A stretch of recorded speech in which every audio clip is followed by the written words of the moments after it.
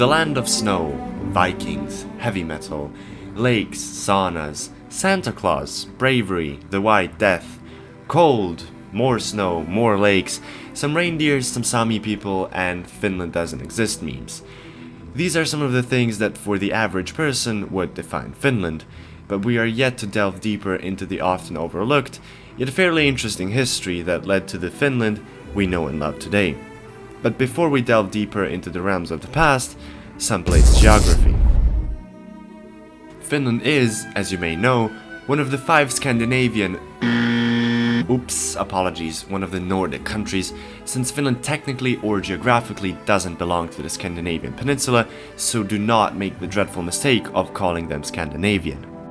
Having that said, Finland is located in northeastern Europe, with its borders defined by the Gulf of Bothnia, the Gulf of Finland, and the Torne River with Sweden. In the east, Finland borders our big boy Russia, and in the freezing Arctic Circle they border Norway and Sweden, with this amazing 3-country Cairns-Stord border. Finland is comprised of 19 regions, plus the autonomous Åland Islands, with Helsinki in the south as its capital, which is, fun fact, the second most northern capital in the world after Reykjavik, Iceland. Finland also possesses around 180,000 islands and has about as many lakes, which is a fascinating statistic if you ask me. It's universally agreed upon that Finns have seen their ethnic sunrise around 8,800 till 8,300 BCE, with the end of the last glacial period or ice age, in the form of the Proto-Finnic Suomusjärvi culture, which held foot on modern-day Finland until around 5,300 BCE. They slowly interacted with and transitioned into the Finnish Stone Age cultures, of which recorded Ware is the most influential one. It's generally agreed upon that the Stone Age cultures slowly but surely underwent a geographical division, which led to the Karelian, Finnish proper, and Tavastia Iron Age societies. Through this period of history, the Finns had lived in small settlements scattered among the tens of thousands of lakes, with trade being their main attribute in this prehistorical period. The earliest written records and sources mentioning Finland appeared around the 12th century as the Catholic Church gained foot in Finland through Swedish conquests. Oh, and the Vikings were a thing at this time too, and had contact with the Finns through trade and, well, as it's usual for the Vikings, through plunderings and attacks. This period foreshadowed most of the remainder of Finnish history, as they stood in the crossfire of an epic civilizational and religious clash, which you usually wouldn't expect from such a, at the time, empty and uninteresting location. The Swedes brought Catholicism from the west, whereas the Russians brought Orthodox Christianity from the east, which ultimately divided the region. Finland was practically used as a battleground for the Swedes and Russians, who didn't really care about the native population, which suffered immensely due to the frequent and deadly wars and plunderings. The struggle between East and West was settled for a while with the Treaty of Nöteborg in 1323, when Finnish land was ceded to the Kingdom of Sweden. This marked the beginning of the era of Swedish influence in Finnish history. Finnish lands were ultimately used as a buffer zone against Novgorod and the Russians, which, as I already said, went to the cost of the Finnish population. Although something somewhat positive that the Swedes brought with their occupation were the eminent ties with Western Europe, which brought Finland into Western European trading, social, religious, and cultural spheres of influence. What Sweden also brought with themselves was the Kalmar Union, aka the union of, at the time, Norway, Sweden, and Denmark, initiated by Queen Margaret of Denmark through several royal marriages and the adoption of her great-nephew Eric of Pomerania, who was then legally heir to the throne and who was indeed proclaimed King of Norway, Sweden, and Denmark after Margaret's victory over King Albert of Sweden. The union was basically a way of telling the Germans with their Hanseatic League who's boss.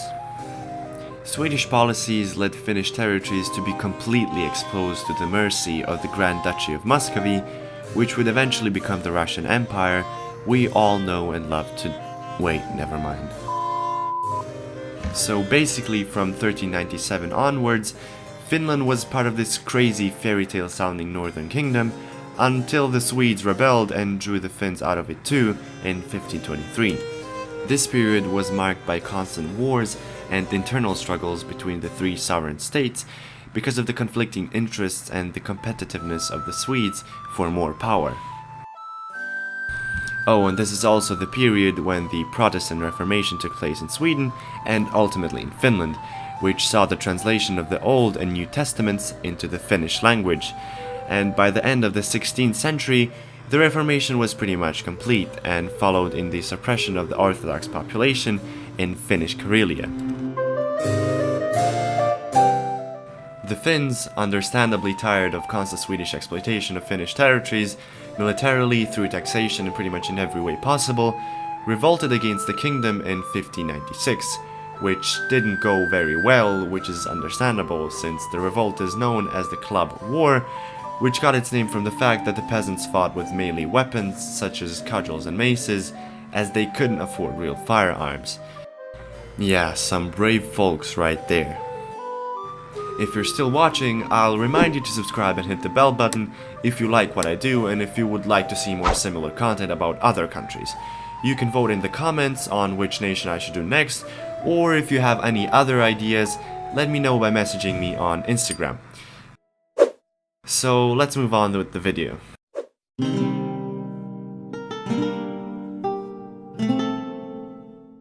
Remember the troubles I mentioned Sweden had brought to the Finnish people? Well, they don't end there.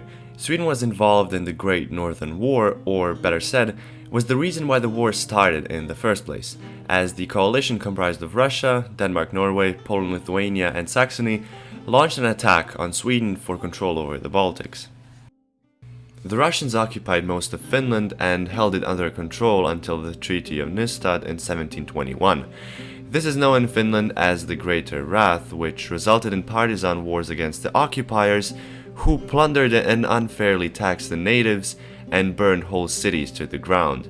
During this chapter in history, some 5,000 Finns were killed and many were taken as slaves. The Finnish nobility and elite fled to the relative safety of nearby Sweden, leaving the poorest peasants to flee into hiding in the forests as a result of the oppression. To spice the whole catastrophe up, the population had to also live through the deadly plague, which killed 2/3 of the population in Helsinki in 1700 alone. As a continuation of Sweden's bullshit during the Swedish Age of Liberty, a political faction known as the Hats became active, whose foreign policy led Sweden into one of the last desperate attempts to suppress Russian influence in the region by, well, invading Russia. Imagine how big of a brain the Swedish government must have had. Incredible. To sum up in one sentence, the Swedes screwed up and had to cede even more of Finnish lands to the Russians and effectively accelerated the Swedish fall. This period of occupation is known as the Lesser Wrath.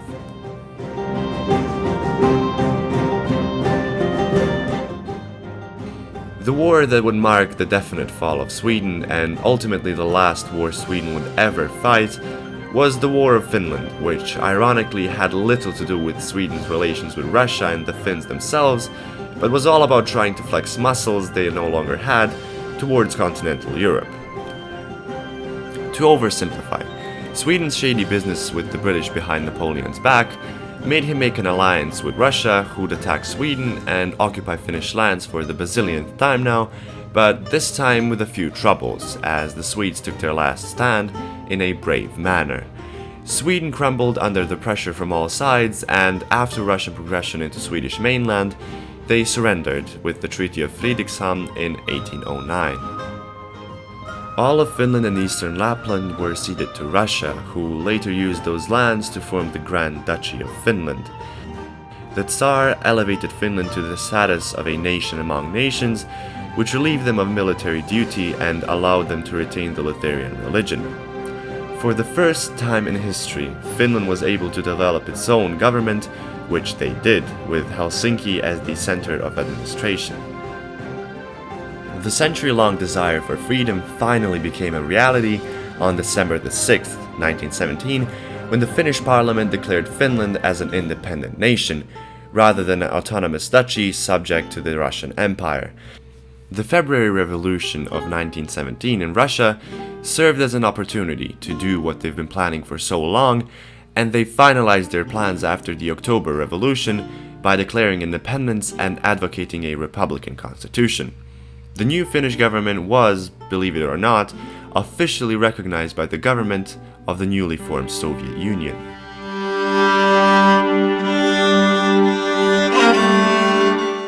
The Finnish Civil War, out of all of the conflicts the Finns have been involved throughout history, remains as the most controversial one even today. To oversimplify, it was fought by forces referred to as the Reds, who received support from the USSR, and the Whites, who were supported by the German Empire. The collapse of the Russian Empire foreshadowed a similar anarchic divide of Finnish society. The fighting broke out in January of 1918, resulting in a victory of the White Guard, which resulted in the formation of the Independent Democratic Republic of Finland in December.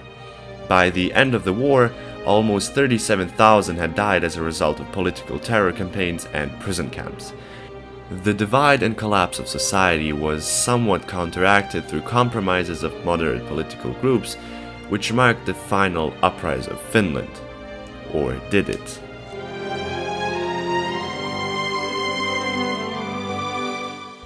The Winter War is known as the most infamous military success in Finnish history.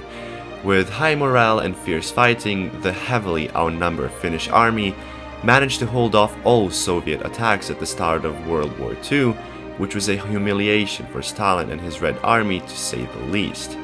Russia had 4 times as many troops, 30 times more aircraft, and over 6,000 tanks compared to Finland's 32.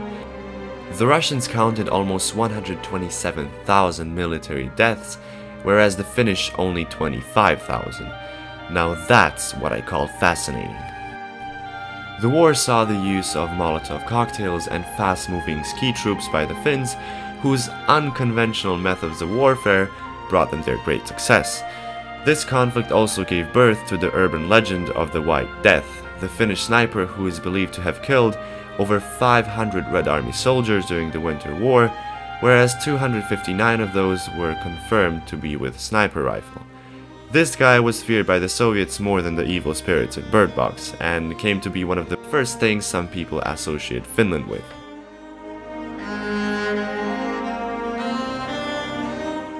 During the remainder of World War II, Finland and the Soviet Union exchanged naughty looks while digging themselves in, and stood in a stalemate for most of the war, besides Finland initially retaking East Karelia.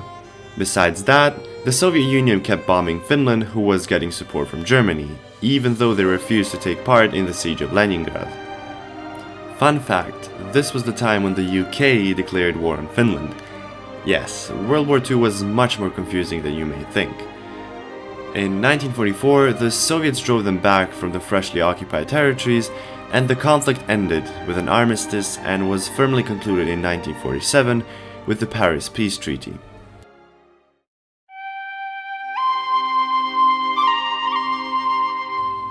With the aftermath of the Second World War, Finland was marked as a belligerent and fascist power in the Paris Peace Treaties and therefore had to pay heavy war reparations. But the Finns once again showed their determination and paid the reparations years in advance, which paved the path for the prosperous Finland we all know today. During the World War, they had a very unique status of independence and self-determination despite bordering the Soviets. The only thing they had to fulfill was to sign the Agreement of Friendship, Cooperation and Mutual Assistance, which showed the Soviet respect towards the Finnish desire to remain non-aligned. The following years saw Finland's involvement in the Nordic Council and the EFTA, and the Great Depression, which occurred as a result of the collapse of the Soviet Union and all Soviet-based trade and economical factors. After 1993, all turbulences stopped and Finland was finally on its landslide to prosperity. Speaking of prosperity, Finland nowadays ranks highest in the Environmental Sustainability Index and counts as one of the happiest and most prosperous nations in the world, not in monetary terms but in national well-being, education, health, quality of life, economic competitiveness, and political environment. So this was the story of the Arctic wonderland of Finland. If you like these types of videos and would like to see more of such content, subscribe and hit the bell button so you don't miss any new videos, and be sure to follow me on Instagram to stay tuned about all of my new projects and events. Thank you guys for watching, and see you next time.